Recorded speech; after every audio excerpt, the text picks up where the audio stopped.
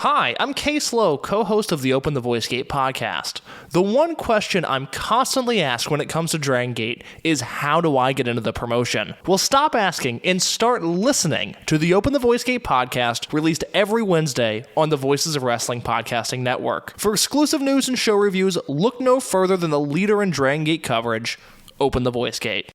This podcast is a member of the Voices of Wrestling podcasting network. Visit voicesofwrestling.com to hear the rest of our great podcasts, as well as show reviews, columns, opinions, and updates across the world of wrestling. Competition starting to get thick, it's the click, so I hope you work your A game. Ain't made no rain from the track when we unite and spit. This isn't A game, better bring your A game. Competition starting to get thick, it's the click, so I hope you work your A game. Ain't made no rain from the track. Hey now, it's the Mike and JD show, and I'm your host, Mike Gilbert, and I'm joined as always by JD, by God Oliva. How you doing, JD? Solid, man. Spent a couple days up on the farm. Got to go to a Twins game at I forget the name of the Target Field up there. Never been up there before. Came home, I took the family to see both Masters of the Universe. Quite liked that. Loved it, actually. Yes. Yeah. So give me a report on that, because I think that I'm gonna have some time off soon, and I told my wife that's an important movie for me to go watch. So I got to go check it out. Your wife is younger than us, right? Yeah. My wife is my age, so she grew up with that stuff. She was a big She-Ra fan growing up. So we have we're both nerds, so our nerd interests line up like that sometimes. If you like the 80s cartoon show and you have a sense of humor, you're gonna like this movie. Yeah. It does not take itself seriously. Yeah, I watched 2 episodes today, episode 1 and episode 2 today, because I'm getting myself back in the mode, because they have them all up on Tubi for free, so you can just watch the whole series. So I found it. I was like, yeah, I'm going to watch the movie, but it has been so long since I've seen the original series. I did watch the Netflix reboot. It wasn't really like a reboot. It was like Kevin Smith produced it. Yeah. It was more like a whatever you call, like a serialized, reimagining, serialization. Well, no, yeah. So they did like a one long story throughout the whole season. Yeah. Oh yeah, serialization. Yes. Yeah. So they did basically one season, but they did it in 2 different parts. And it was really good. So I'm looking forward to that. Look, the original movie is bad. I love it. Oh, I love it so much. I know it's really bad, but I really like it. It's so Frank Langella is so great as Skeletor in that old movie. Like I'm one of like 7 people in the planet that like that movie. I think one of the other 7 is sitting with me right now. Yeah. Like it's got a special place for me. This movie is better than that. It's a lot of fun. It does not take itself too seriously.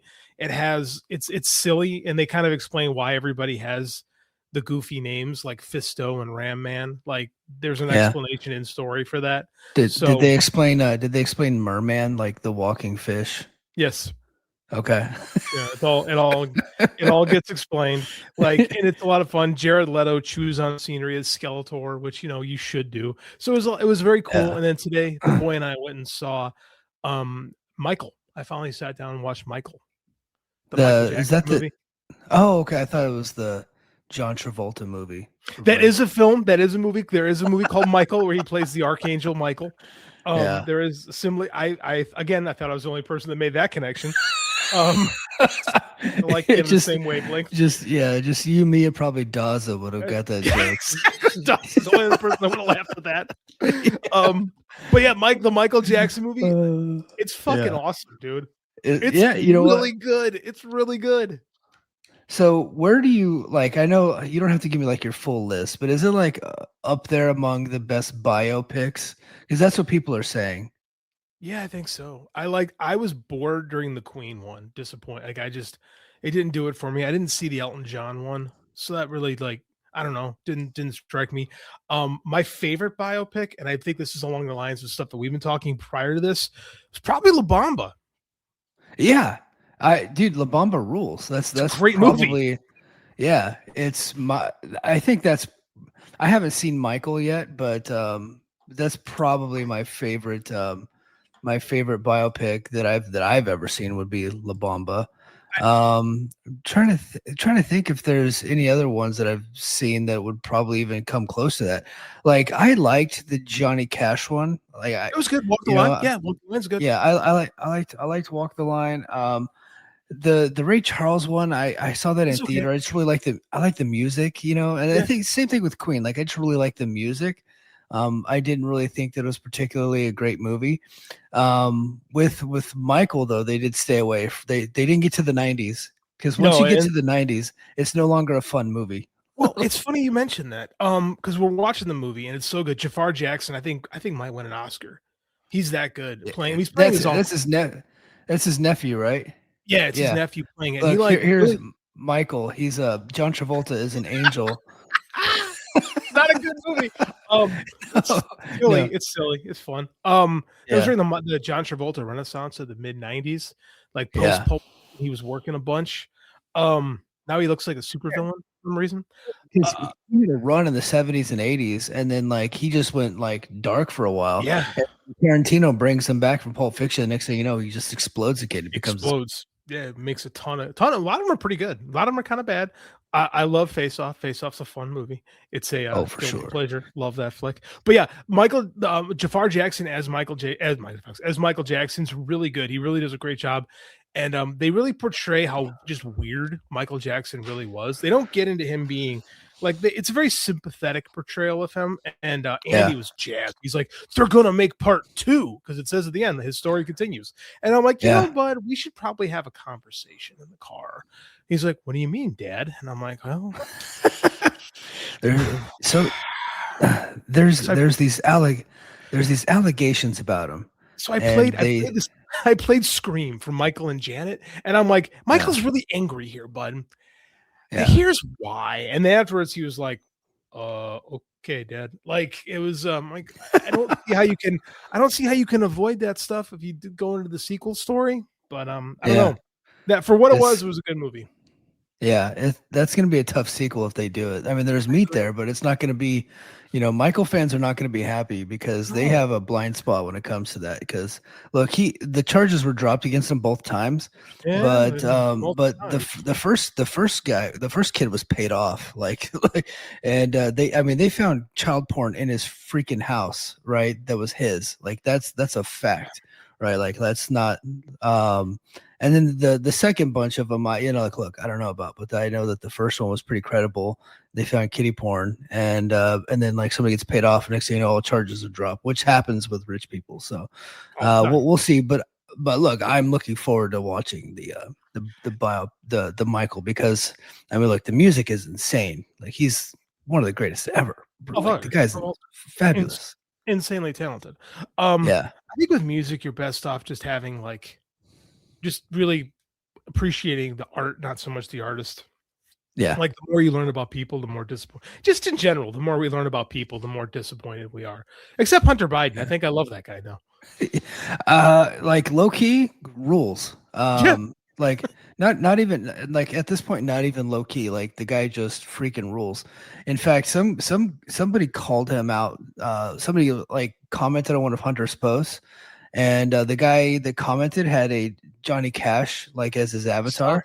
Mm-hmm. And then Hunter was like, the guy was calling Hunter like a low life drug addict or whatever like that. And Hunter responded telling him the story of Johnny Cash and all the misgivings that Johnny Cash had, and getting caught smuggling dope into Mexico and all this stuff, and like cheating on his wives and almost killing himself, and then coming back and becoming an icon after that, and taking the word into the prisons and the institutions and all that stuff, and kind of like living a good and maybe not a completely clean life, but a good life after that. He tried. He tried. Yeah. We talked about that on this show a bunch. You and I are both fans of people trying to be better. People who can go, yeah, I wasn't great, and I'm trying better now. So I mean, I don't think we can apply it to Michael Jackson, but I think you could definitely apply it to Hunter Biden and numerous other people over time. So I don't know, but it's a good movie. You should give it a shot when you get a chance. That and well, I'm all in on both those movies. I'm really looking forward to it. Chat is blowing up tonight. I'm looking forward to it. But as always, we're going to get to our super chat first. We have some big news that happened today, and I'm sure that's what the chat wants to talk about. It's the title story of the episode. Steve Maclin has left TNA. He asked for his release, and the release was granted. And let's get to the first super chat, and then I'm going to tell a story of what happened here, from my perspective and from what I know, and also I got not really like crazy inside information, but I got a little bit of inside information on this deal. So let's see. Glassdoor Gamer Mike, my friend found TNA on cable and asked me, why are they allowing Matt Hardy to wrestle in a Willy Wonka match? Because he looks like he's crippled. Well, he Willy Wonka gave him the magic juice, and now he can kind of go in there and do his moves and jump off of ladders and do all that stuff. So, why are they letting Matt Hardy wrestle? It's because he's the only guy in the company that can draw money. That's why. Him and his brother. That's it. I think it's disingenuous for people to say Matt Hardy can barely walk. That's been the story of Matt Hardy for the last decade. Like when they did the final deletion 10 years ago, the whole thing was, well, Matt can barely move. That was a decade ago. We're talking like a quarter of the man's career. So, I mean, I don't know. I don't like people who show, I don't want fake concern is the term I use, but I don't, we pick and choose when we have concern for these guys' health. And I think that it's disingenuous in a lot of cases. Yeah. No, I feel you there. Most people don't even really care. They're just showing ass. But so let's get to the top story. Steve Maclin has left TNA Wrestling. It's a big story that's all over the internet right now. He is by my count the sixth person since the beginning of the year. Seventh. The seventh person is from the beginning of the year that has asked for their release, and that release has been granted. Now, while I commend TNA for actually letting people go when they ask, I think that's cool. They do have to look inward and ask themselves, why are all these people wanting to leave? Because it's not just about the money. If it were just about the money, people would just wait out their contracts and then they would just get picked up and go elsewhere, which has been the story of TNA for a long time. Why is it this way? Well, what I could say is Tommy Dreamer is a real problem in that company. There's gonna be some wrestlers that will defend him, probably because he's booking them pretty well. Like he's their boss, so they're gonna come out and publicly like defend the guy. But his ideas are archaic and they don't really work in modern wrestling. The company is creatively bankrupt. They got no vision, no ideas, and the wrestlers can see it, and they can see that their careers are not being taken care of. Steve, personally, like specifically, has been outspoken against the TNA creative for a while. That's been reported by Sean Ross Sapp, so that's not like me just saying that. Sean Ross Sapp reported that today. I get the feeling he has a pretty good source on that one. But Steve has been outspoken for a long time about the creative direction of the company, and that he was worried that, when they went to AMC, if they didn't improve the creative, then they were doomed, and the creative did not improve. The only really good story they had this year was Steve Maclin and Mike Santana's feud that they had. And even that had some plot holes in it. Like you could tell like too many people got their hands on that one, and they probably stuck to the original story. It might've been a lot better, but like too many people giving their input and it got convoluted. But even then, like it was carrying the show for weeks. So they do their match at Sacrifice back in March. Unfortunately, Steve gets a concussion in the match, like right in the beginning. And then he takes off for a while and gets a concussion. And JD, what would you have done as a storyteller if one of your top stars gets a concussion in the middle of the match gets stopped, and they need to do a rematch? Just give me like any type of good idea, especially when that guy looks like the Punisher and wears Punisher gear. Like, how would that guy come back?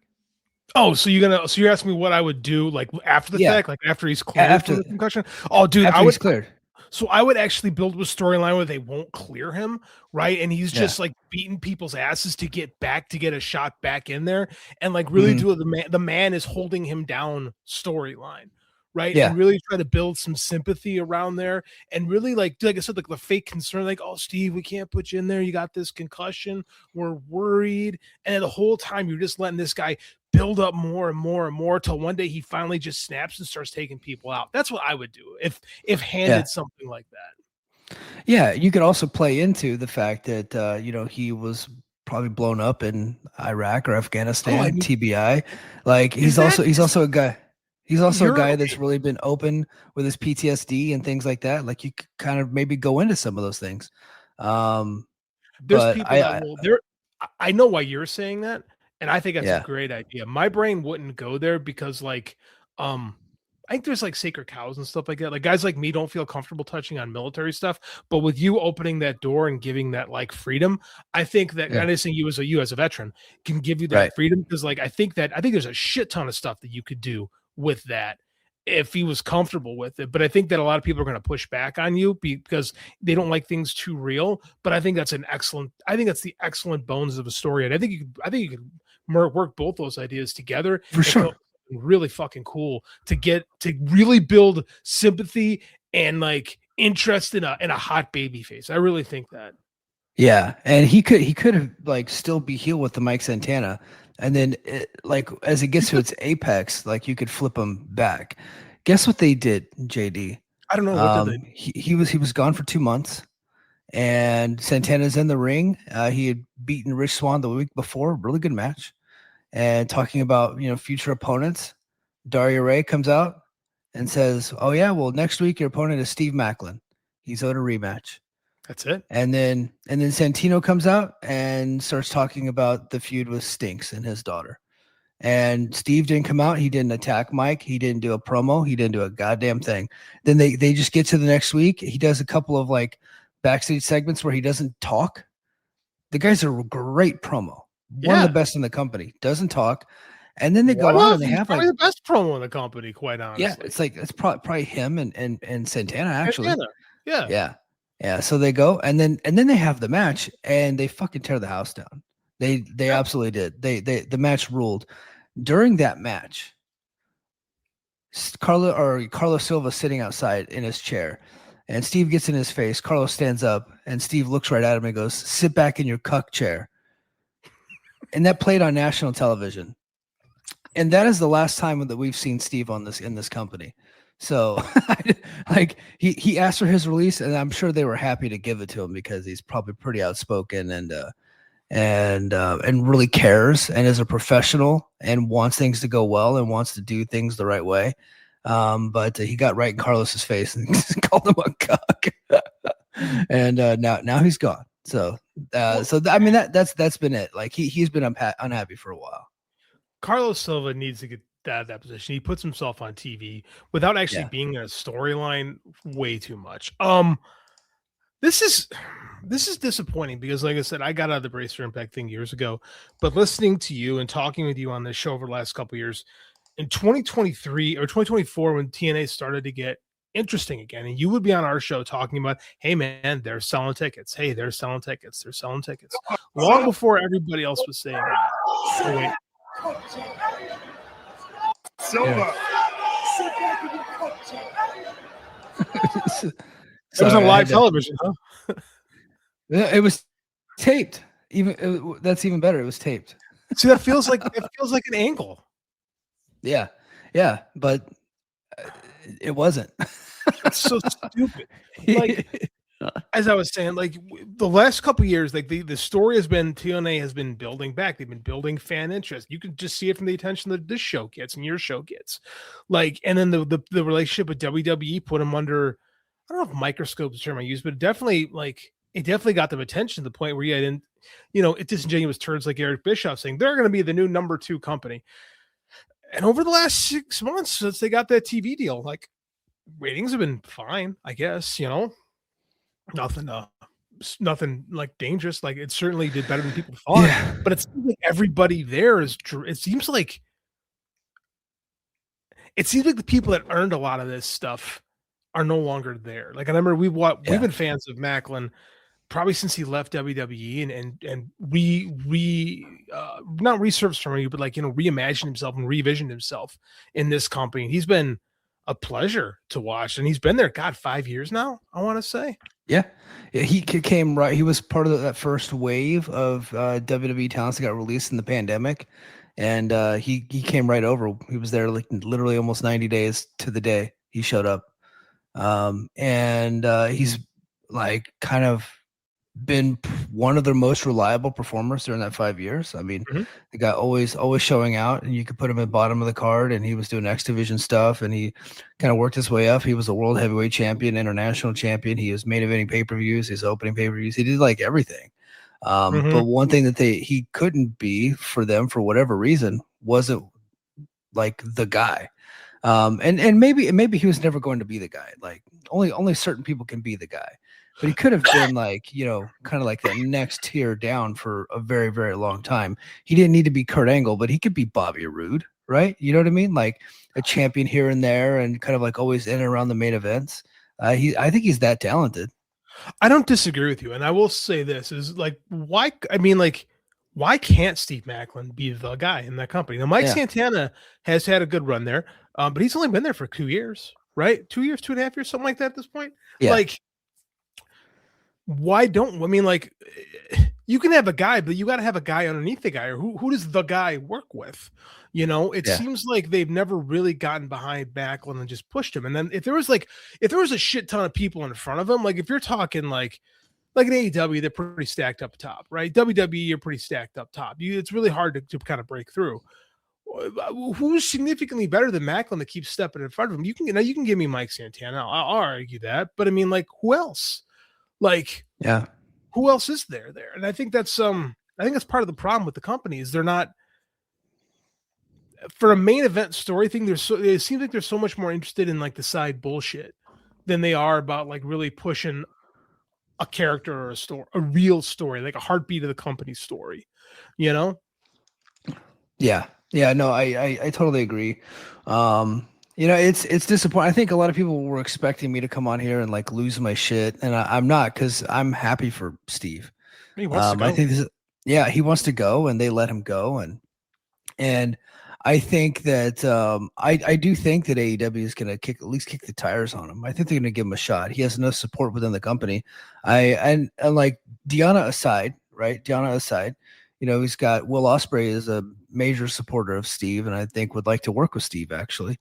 And you got obviously Josh Alexander, and then you got all like the Rascals and Jake something and all these cats that are there right now, all of them pushing for him to come in. Like that roster is loaded and bloated at times. But I wouldn't be surprised if he got like an opportunity at least. I could also see him doing the Maple Leaf Pro thing. He was supposed to be in Maple Leaf Pro the weekend he got hurt, and he ended up missing those dates. So they got themselves a big TV deal in Canada on TSN. So I could see them wanting to bring Steve in. I mean, Scott D'Amore loves the guy, so I could totally see that. But I think that it's best for him really, because this TNA company is going nowhere, honestly. Like, the last couple of years they were, and I said this on Twitter, but the last couple of years they were a company that was like fighting for something. They had a goal in mind. And even when the booking was bad, like there was still this energy around the company where it was like the scrappy company and that people really wanted to support and get behind. There's some people that were never going to give it an opportunity. They're never going to give it a chance. And I got that. Like the history is there. The name is there. And some people are just not going to give it a chance because of the name. And then when they linked up with WWE, there was really a lot of people that weren't going to give it a chance. But once that happened, like they did start to get some momentum. It's like, okay, let's get behind this company. Maybe they can get to where they need to go.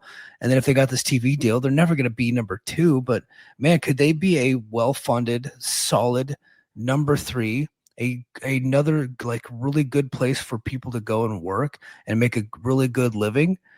Could they be that? And then could they put on good television shows now that they do have a network that they're relying on to keep their business afloat, right? Like they have to keep their numbers up on AMC to keep it going. They're not just like on their parent company's network anymore. Like they're on a real fucking network with real rights fee. And so they have to produce real results. Could they do that? And the answer is no, they can't. They just don't have the right people in place. Whether it's Carlos or Tommy Dreamer or Hunter Delirious Johnston, the whole thing, something's got to change. And, whenever I got sober years ago, my sponsor told me, is like, Mike, the only thing you need to change is everything. And I think that's kind of where TNA is at this point, because it's rotten to the core. And I wouldn't be saying this if 6 or 7 people within a 6-month period, and they don't have a big roster. Like 6 or 7 people asked for their release. Like if I work in my division has like 350 people.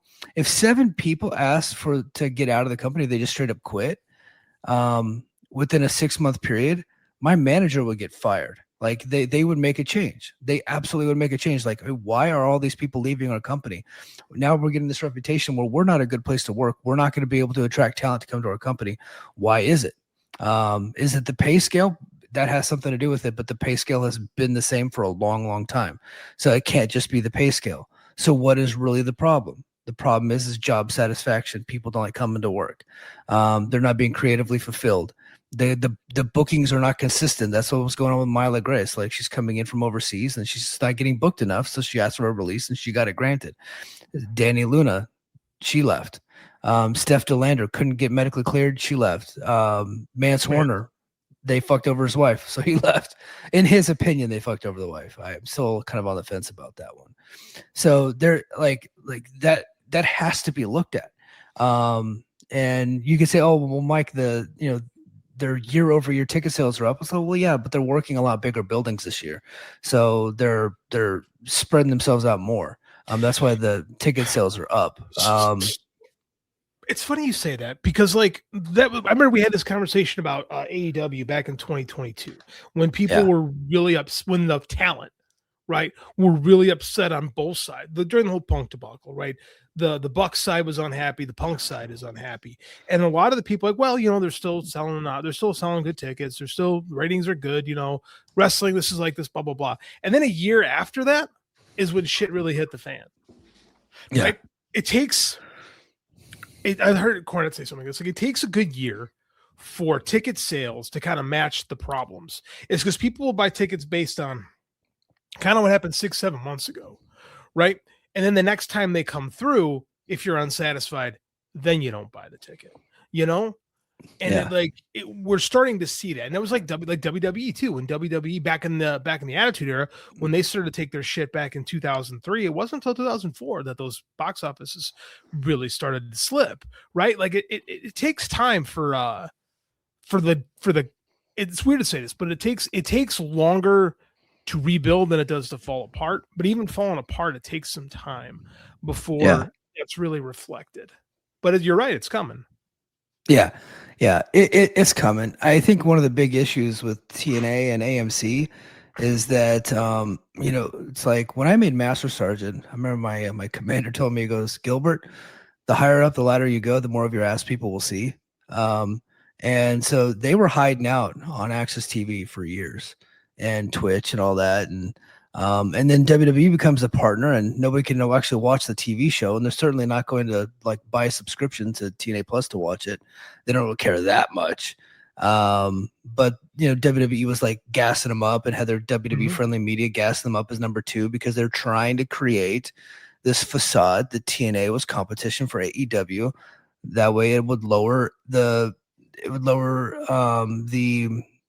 way people see AEW, right? The market value, and put that on the same playing field as TNA. And then they get this AMC deal, and now that they're on AMC, people are actually watching the show, and they realize, oh, wait a minute, this sucks. So, it's like, hold on, this is not very. Now, look, I don't want to say that every episode's been bad. That hasn't been the case. There's been a lot of good episodes, and a lot of episodes that I've enjoyed. A lot of main events that I've actually really enjoyed.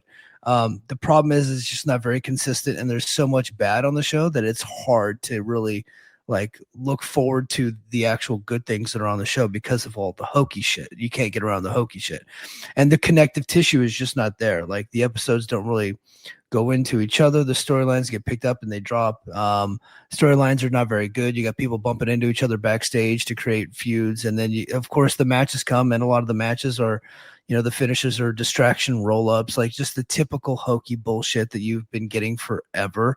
And I've really soured on the company since about Sacrifice, because that show was just bad.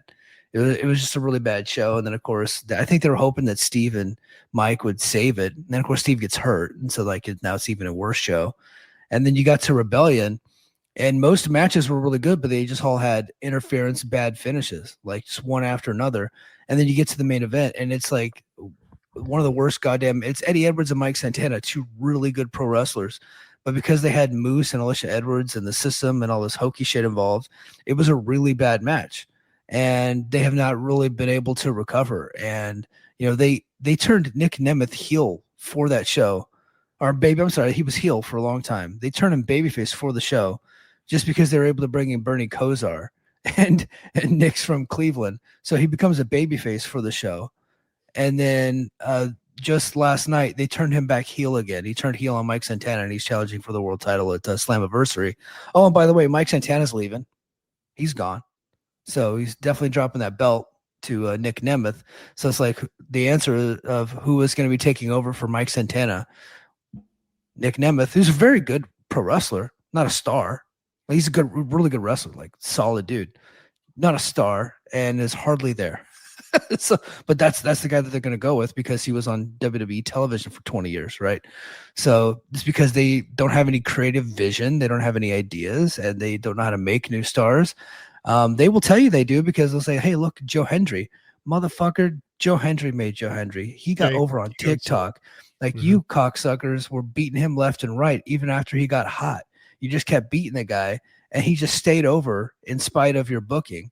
And then you made him the world champion by the time he had cooled off. And the next thing you know, WWE wants him, and they job him out to Randy Orton and Trick Williams. And then he's just dead, and now he's on the main roster, not doing a goddamn thing, right? So, like, you could have had a really huge star in Joe Hendry, but you did not know how to book. You just didn't know what you were doing. It's funny, they signed Joe Hendry as the ultimate, as a meme wrestler, like a super hot meme wrestler, and then WWE went and signed like the #1 meme wrestler of all time. Like, so how are you gonna like, you can't outshine Danhausen, like it just in that department, like it just doesn't work. So no, it seems like they trip over the phrase "trip over your own dick" is one phrase that pops into mind, but this has kind of largely been the story with this company, like. From day one, if you want to get pushed, be somebody in WWE first, right? And every time they make somebody, they go out of their way. And this is like the same story as AJ Styles and Samoa Joe decade plus ago, right? The guy gets over there, people like him, he's got a chance, but he's not Booker T or he's not Scott Steiner. Or like even Mick though guys Foley are Mick Foley, guys are well past their prime, right? Like it's like. I don't know, man. It bugs me. Like for the amount of criticism they hear in the AEW, like, oh, I just get old WWE guys and they're world champion. It's MJF. Yeah, and you look here and it's going to be Nick Nemeth, he's 20. He's Dolph Ziggler, man. And that's the thing about it is you look. It's always gonna be secondary WWE stuff because it's how. But hey JD, he's a legendary college wrestler though. Get the fuck out of here. God, I hate when they say that. Yeah, it's so funny. I remember whenever they were doing the whole gimmick between him and Jack Swagger. Jack Swagger's Swagger's actual, Jack Swagger actually was an All-American. Like Nick Nemeth wasn't bad by any stretch. He's a multiple-time NCAA qualifier. He was pretty good. He's a MAC champ, I think 3 or 4 times, like in our conference. Yeah. Like MAC is a little bit different than the Big Ten, right? A little bit different. I say this as a MAC guy. Like our conference is not as competitive. Thwagger, when he was at Oklahoma, they were Big 12, weren't they? Not Big 10. They were Big 12. That was back when the Big 12 was pretty good too. Yeah. Okay. Yeah, they're Big 12. Big 12 was a good conference. Talking about Oklahoma State, Oklahoma, Iowa State, like this, Missouri. Those are good teams. Like especially in that era. Sure. So there's no bad mock on that whatsoever. But Jack Swagger was Jake Hager was a multiple-time All-American, and Ziggler never came close to being an All-American. No. He was a qualifier, won our conference every year. He's a junk wrestler, but like he won. But legendary college wrestler stuff just makes me Yeah. Well, we got a couple more super chats. Let's get into them. Let's see. Glassdoor Gamer, not a ringing endorsement for Busted Open Analyst. I will still take over for Denise Salcedo. I contend that I'm better than her at this job. She's just like, got the connections and more popular, I guess. But I think that I provide better analysis than she does. But she does the TNA post show on Busted Open. But that's probably the only way I'll keep doing a TNA post show is if Busted Open wants to pay me money, and I'll take their money for sure. We got another super chat from King of the North. Hey, Mike and JD, hope you have both had a great week. Just got my copy of Gaijin back from my coworker buddy, and he said he loved it. Well, there you go. That's cool. It's funny you should mention Guy. It's funny you should mention Gaijin. I got something to talk about at the end of the show. Yeah. Let's see. Let me get to some chats here. By the way, there was a guy in the chat trolling everybody. Chad Schultz is saying Nebraska. I forgot Nebraska, also an excellent Big 12 school, home of Jordan Burroughs. Got to show love to the Big Red. I apologize. Yeah, Tommy Frazier. Yep, for sure. They're going back to 1990, 1995. Tom Osborne option football. Yes. Yeah. Yeah. But there was a kid in the chat, and he was just like nonstop posting that WWE is buying TNA. That's not happening. Why would they? Like, yeah, I mean, I guess it could happen, but like Steve Maclin and Mila Grace, who like Steve is great, one of my all-time favorites, obviously. He wasn't on the show a whole lot. and he wasn't like a fixture on pay-per-view, nothing like that. He wasn't at Rebellion, he wasn't on Genesis. Last pay-per-view we saw him on was Bound for Glory. This is not an indicative of WWE pulling out of the TNA partnership. This is not indicative of WWE is not forcing TNA to not book Maclin properly or Mila Grace. They are not forcing them to accept these releases. They are not controlling the roster. They're not doing any of that. Now, look, WWE sucks, and we're going to get to the shareholder lawsuit here in a minute. But there's a group of people out there that want to blame WWE for what's going on with TNA. And when you do that, you take away the responsibility from TNA. Trust me when I say this, they're fully capable of fucking things up without WWE help. WWE, the partnership, other than like the couple of stars that they've taken, which, you know, that's just going to happen with the pieces. That's the position the TNA is in, right? Because they're just a small company. They're not going to be able to pay the talent. Other than that, it's only been a positive for TNA. Like they got the TV deal, the houses are up. Like so WWE's like, here, we're gonna help you. We're gonna get you all this notoriety. Like you're gonna sell more tickets. You're gonna get a better TV deal. Now it's up to you to go do something with it. We're not gonna do it for you. And this is what we're getting, right? So as much as I would like to blame WWE for what's going on in AEW or in TNA, this is TNA. Like you can't blame WWE for this because I think WWE's only ever put them in a position to succeed, with the exception to like, you know, taking Joe Hendry, of course. No, WWE used TNA as like a beta testing thing. Like they basically wanted to see if they could, if by slowly interjecting some of their guys, that they could influence TNA to get a TV deal, as workshopping basically to see how they would do it with their own sub base in AAA.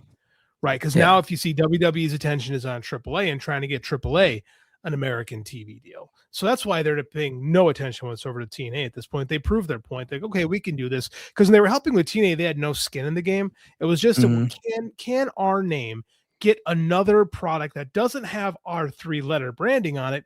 Can it get them a TV deal? And it did. It helped them to, because TNA with WWE partnership, it doesn't happen, right? And that's the AAA. They're not calling it WWE AAA. They call it AAA. So that's the whole thing. Is can we get AAA this deal? That's where their attention is now. And you can't blame WWE for TNA's incompetence. They kind of gave them stuff on a golden platter, actually, and it's been on those guys to fuck it up. Like Carlos wants to sit there and, I mean, sorry, it does act like a cuck chair. Like I hate that phrase, but like. After a fucking year, you have to kind of go, yeah, that is kind of what he's doing. Like, that's what it is. Like, I don't know. I mean, he had Stinks beat Steve Maclin for the international title. Stinks doesn't know how to wrestle, right? He had he let Ariana Grace be the Knockouts champion. She doesn't know how to wrestle either, right? Like it's just bizarre. And do I think that WWE pushed that on them? Not necessarily. I think TNA just really wanted NXT stars on the show, and WWE's like, well, you can have Stinks and Ariana Grace, right? And then if you put the titles on them, we'll put them on our TV show and say that they're the champions. You know what I mean? But I get that. It makes total sense. You know? That's like when AWA put the world title on Lawler, who had his own company down in Memphis, right? It just makes your company look bigger when your champion is traveling, right? it made sense for them to work with WWE. Like, then that's a way to show your relationship is you have cross promotion. WWE or AEW does that with their guys in Mexico and in Japan all the time. So I mean, I think Andrade's got I think they call it the global belt now. So I mean, it makes perfect sense. You want to do that. Now, the particular people they chose, not great, but I mean, like, just going down to that, I think. Sue Williams called it the world's biggest Planet Fitness down in Orlando, the Performance Center. I love that. Yeah. So, I mean, like, not everybody that comes out of there is great. There's a lot of people that really suck at wrestling. They just are, right? Yeah. Yeah, and two of those people are Stinks, Lorenzo, and Ariana Grace. Heat is on said Jersey Jan wasn't so bad after all. Yeah, no, she wasn't. JC Jane, I for whatever reason, I just called her Jersey Jan one day. Just I don't know. That's great. Yeah, dude, she's been at NXT forever too, hasn't she? I think she's on the main roster by now, but yeah, she is. Yeah. They just gutted that NXT brand, and they're starting from scratch, I guess. So honestly, they should probably do it every 2 years. To be honest with you, like, you got to bring in more people. You got to rotate them through. That's smart business. They should do that. Yeah. If your AAA baseball team has the same people for like 2-3 years in a row, that means that you're not really developing people. You know, like they should either be up on yours, or you should have traded them for other assets. You know what I mean? So that does become a problem. Let's see what you know what team is developing their assets very well and has a lot of great young rookies and young ball players playing very good baseball? The Chicago White Sox. The White Sox are doing really good. My Dodgers have been killing it. Ohtani is the best pitcher in baseball and one of the best hitters. He's back up over 300 with 11 homers, but they got their asses kicked today by the Angels, though. But the White Sox did. The White Sox did too by the Phillies. Yeah, but the reason why they got their asses kicked is because it was on at a time that I could watch. And I was like, I'm going to watch baseball with my son. And he was actually sitting there watching. And like, it took him all of 5 minutes where he's like, Daddy, I want dinos. He wants Land Before Time. So I was like, God, man. Yeah. Well, they got the, on the YouTube Kids, they got the TV series that they did in like the early 2000s. My kids love that. Yeah. I didn't even know that was a thing. They made a Land Before Time TV series? I had no idea. Yeah, it's actually like I get into them. They're pretty good. I remember the original Land Before Time is a great movie. Yeah, let's see. King of the North saying, I am the WWE bad guy. This shit is all TNA. Yeah, I think that is the best approach. See, there's zero reason for WWE to buy TNA. Anthem definitely wants to sell, but it won't be them. Yeah. What do they get? What does WWE get if they buy TNA at this point?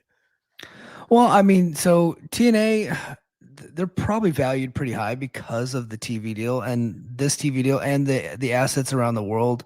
They do have a lot of TV deals all around the world. They got the app. They got they are pretty well valued. But WWE, I don't think it helps them whatsoever. I think it only hurts them if they buy it. Yeah. That's what I'm saying. You're taking on, one, probably some debt. Two, you're taking on a bunch of other stuff that you have to do. I mean, like, I don't see how that helps them. I don't see what that does for WWE to just, I mean, other than the fact that they have a bloated roster and have another place to put people.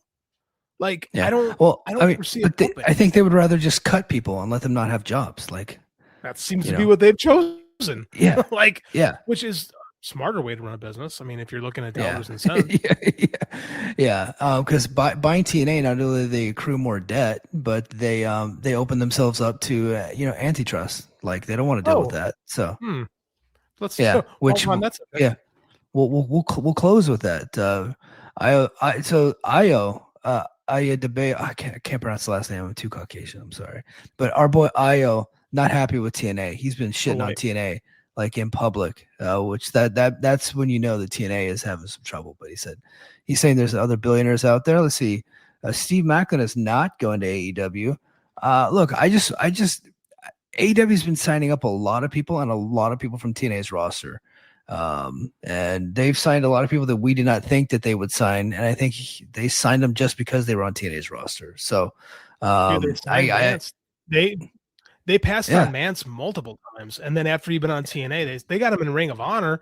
But I mean, I really wish they could I really wish Ring of Honor had a TV deal, and they could just separate that roster and do something interesting with Ring of Honor, because there's some really good talent down there, but they just don't.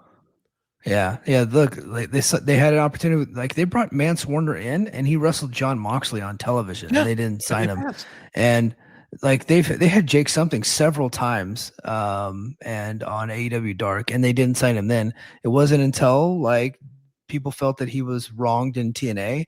TNA is about to get a TV deal. Now all of a sudden, the Inspiration, the Rascals, Jake something, now Mance Warner.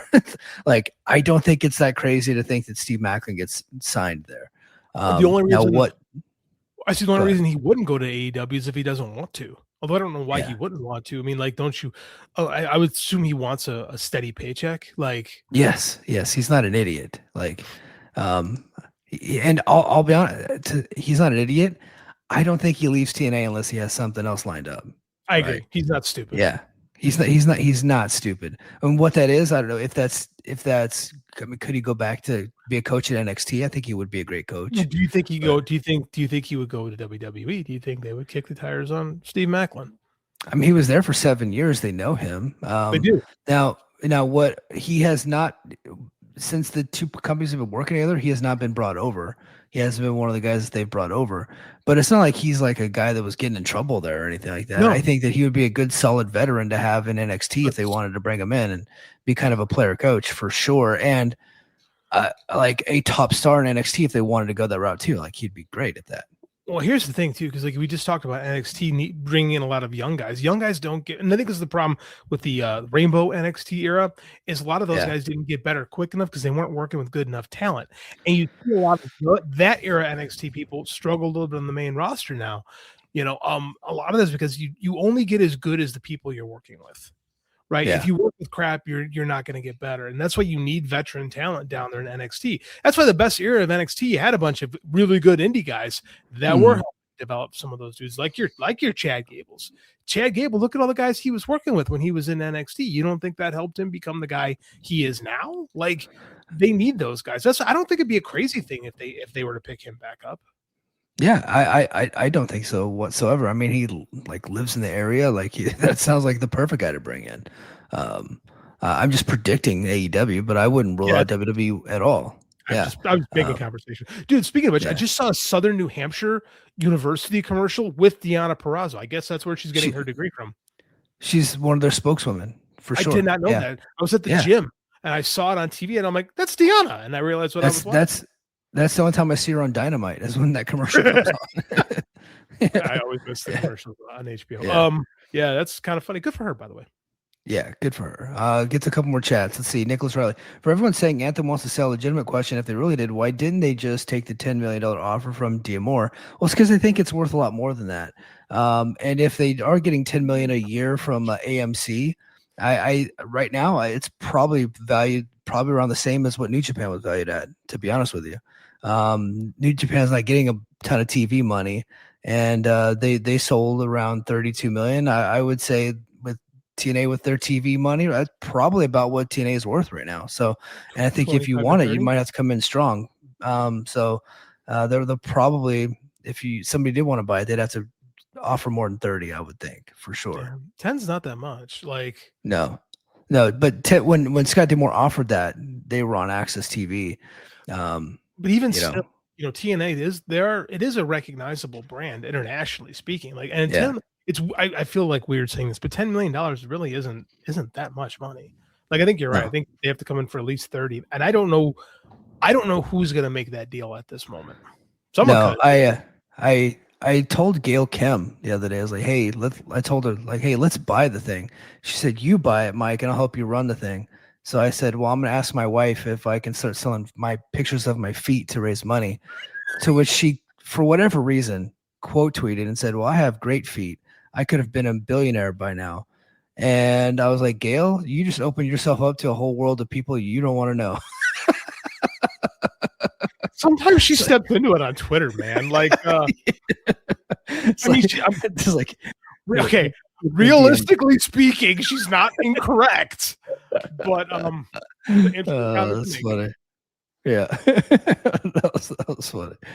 Okay, do we have any more? Hold on, let's see. We got another. Ariana Grace had a longer run than JC Jane. Well, JC Jane was just she won the title of Slammiversary, and then she took the belt to NXT and then just dropped it right back to TNA. Like it was just a thing. It was a gimmick that TNA wanted to get their title on NXT television. That was it. It's fine. That's not a problem. I like when stuff like that happens. I love seeing other belts on different shows. Yeah. Yeah, for sure. All right. Well, we got man, the chat was blowing up. I'm sorry guys. I'm really trying to keep up with all the chat, but I just couldn't keep up with it. So my bad. Thanks everybody that's dropping in the chat. Hey, WWE shareholder lawsuit. Looks like that is over. They had a hearing that was scheduled for like this week or next week or something like that. Got completely pulled off the calendar. Word is that it looks like that they are going to reach a settlement here pretty soon. What are your thoughts there? Not surprised. That's how these things usually end. Nothing goes when it comes to these matters. Nothing goes to court. It does not, because then you have start Discovery, and then TKO gets their books opened up, and nobody wants to see what's in there. So I imagine they're going to get a pretty hefty settlement. Yeah. Let's see. Heat is on set. It was scheduled for tomorrow. Thank you for that. Yeah. I think that yeah, I bet the shareholders got paid. Yeah, I'm pretty sure that it's going to be a big payout for that because they were caught red-handed whenever they're deleting the evidence, and then the judge came back and ruled that they acted, in bad faith or whatever words they used. Obviously, not a legalese guy. I'm not the guy that you're coming to for all your legal news, but it looks like WWE or TKO is going to do a massive payout on that deal. It's not going to be like, is it going to be big? It's going to be like how big? So would be the thing. Could be the way things are shaping up, especially for the end of this month. Could be a little bit of a rougher summer for TKO. They're fine, don't shed tears, but they might have some egg on their face with quite a few things this month. You're referencing the White House show coming up? I am referencing the White House show coming up. Not a great card. Got people not wanting to go to it. I don't think it's going to be a disaster, but I don't think it's going to wind up being the big thing that certain people had envisioned it to be. Yeah, and UFC's losing money on that deal. They're fitting the bill for the whole thing, which is weird. Well, that guy's not good about paying for things that he wants. So yeah, yeah, probably take out a loan and just default on it. Let's see. King says, seems like they realized they couldn't win because the signal messages were deleted and the judge ruled things were true. Number 2, stuff said could help with other lawsuits happening. Yes, so I was I DM'd I DM'd BJ. I DM'd BJ because he sent me his tweet. It said, settlement, do you think this trickles down to Janelle Grant? He said, I'm not sure, but it looks like it's possible. So maybe because this thing is settling that we could actually see a resolution in the Grant lawsuit. She talks a good game about wanting to see this thing, and she's become much more public about things. Yeah. So I could see her. Well, now again, I think a settlement ultimately will happen, but I could see her. I could see her. I don't want to use the term bleeding, but drawing that out as long as possible, not for the money, not just for the money, but because I think she genuinely wants the world to know what happened to her. You know. So I that one's still a bit of a wild card to me because that is not just a person looking for a payout, which is most lawsuits are people looking for payouts. This one in particular was, but I mean, like, it's not a criminal case. So the only thing that's going to end up with is money. Like that's the only way this ends is money. But it's just the question is like how much? Yeah, how much for sure. But the Janelle Grant thing though, I could see them wanting to get him in court just for the sake of it, you know what I'm saying? Like they're not going to want that to happen. It's going to make it, but I mean, like it's a bluffing game at this point. Yeah. But I could see them wanting to go all the way with it, and it might hurt the settlement eventually. But I don't know. I could see it. Yeah, I could see it. All right, we only got a few minutes left. Tell me about what you got coming up. You're getting back into writing. What do you got going on? What are you doing? I finished Killing the Town. Oh, okay. It's better, man. I had some good notes that were given me by an editor, and I think we finally stuck the ending with it, and I'm going to be giving it away for free on this Patreon because everybody here supported it and we're super patient while I was writing it. So I do want to kickstart it later this summer into fall. We'll see how it plays out, but I'm getting I got the final notes back coming tomorrow. And the editor's like, hey, they're good. We just got to make a couple tweaks. So it's going to be easy. So I think that I'm thinking probably by the end of the month, maybe a little bit earlier, everyone who's on our Patreon should get the full short story, which supposed to be a really short story, wound up being a little bit longer than a short story of killing the town. So I'm back in writing and, getting my feet wet, doing some rewrites and other things. And like, now that I finally figured out my career and how to do my job better, I just been getting the creative itch back, and I want to go back and can write, because it's all I used to do when we started this show. Is I would write articles, I would write my books, and then I fell ass backwards into teaching. So I want to get back into that a little bit. Yeah, you ended up becoming like a real civilian, like got a real job. Fucking scrub. Got a real job. But so hey guys, programming note. I'm gonna be taking off for a little while. I'm heading off to next weekend. I'm going to California for like 3 weeks. And then when I come back, I'm going to have visitors in town that are going to be staying. So I'll have my office, but I'll have a bunch of people downstairs. It'll just be a whole thing. So I don't know when we're coming back. I will be doing Brace for Impact this coming up Thursday. So that is happening. But then after that, like, we're going to go on a hiatus for a little while. And then when I come back, I don't know like if and when we're doing this anymore. I don't know what's going on. We're going to just figure it out whenever I come back and get refreshed and see what the state of the podcast looks like. So I'm gonna go away for a little while. When I'm in the Redwoods, I'm deleting all social media. I'm just off social media. I'm just glad to like chill for a little while. Chad Schultz says maybe JD wants to write for TNA. JD, do you hate yourself that much? I'm friends with Mike Gilbert. They'd never hire me. Yeah. Yeah.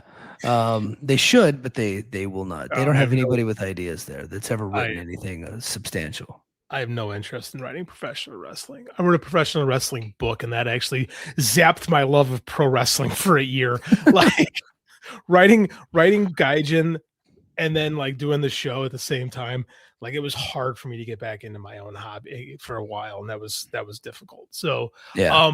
I think you have earned it. You are absolutely the backbone of this show and this little whole endeavor that we have gotten. I get to be your wacky sidekick every week, but you are the guy who keeps this thing going. You work your ass off. You have such grand vision for what we do, and I think that you have a well-earned break coming up. We took one last summer and came back pretty good. So like, whatever you feel you have to do, I fully support it 100%.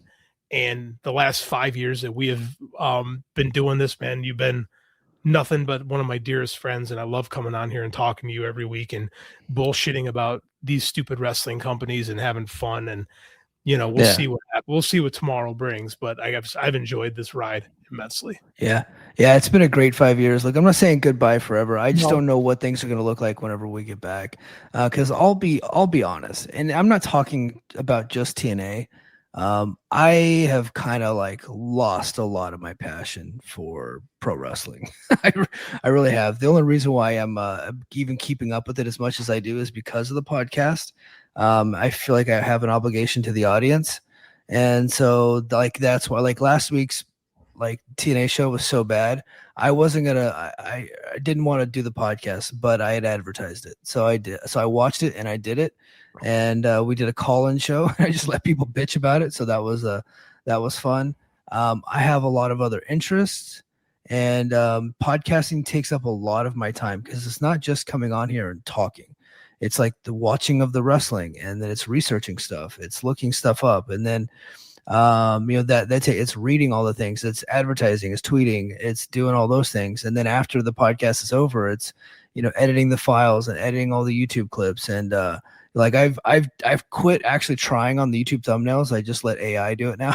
I just ran out of time, and I'm like a one-man operation. So I'm doing everything myself. So I was using Canva for a long time. When I found out ChatGPT just does it quicker, I just use that. And I know that pisses people off, but like, fuck it. I'm doing everything myself. So, if other people wanted to do it, they could do it, but I'm doing it all myself. So this is how I'm getting it done, because I have to do it within a time frame that I can do it in. So, I don't know what it's going to look like when I come back. I don't know if we're going to do like a regular thing, or if it's just going to be like a non-routine, like, hey, we have this idea, let's talk about it. Like, I don't know. I know that I spent $300 on this microphone. So, like, I don't want that to go to waste. I also know that in late in July, I'm moving to a new section in a new building. I don't know what the layout's going to look. I don't know what my boss is going to expect of me. So I don't know what my work schedule is going to be like. I don't know any of that stuff. So a lot of things are up in the air, but the YouTube will remain active. It's not going anywhere. Patreon's going to stay live for a little while. JD's dropping Killing the Town. And again, I'm doing Brace for Impact this week because I'm available, but I won't be available for a while. So we shall see what the future holds of the podcast. So just thanks everybody for sticking around with us for 5 years, man. It's been great. So thanks everybody for sticking around and being a part of it.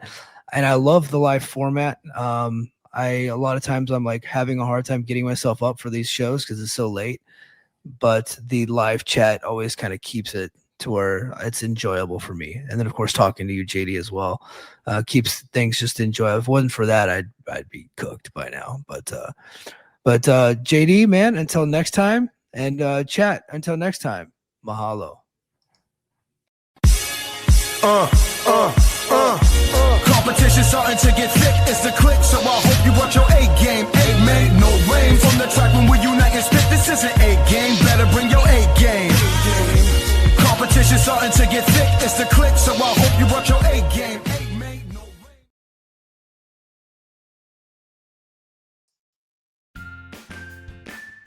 Hi, I'm Andrew Rich, and if you're like me, you look at the state of modern wrestling discourse and think, wow, what a cesspool. That's why I'm here to tell you about Music of the Mat Remix. That's right, your favorite wrestling music podcast is back with a new format, where I bring on a guest and we play songs related to wrestling-themed topics. It could be a wrestling reference, a wrestling concept, a wrestling pun, things of that nature. Now you might be saying, Andrew, that is a very, very tenuous connection to pro wrestling on a wrestling podcast network. Is this just an excuse to hang out with your friends and talk about music and ignore the rest of the wrestling landscape? Yes. Yes, it is. So listen to Music of the Mat Remix on the Voices of Wrestling Podcast Network, available on Apple, Spotify, or your podcast player of choice.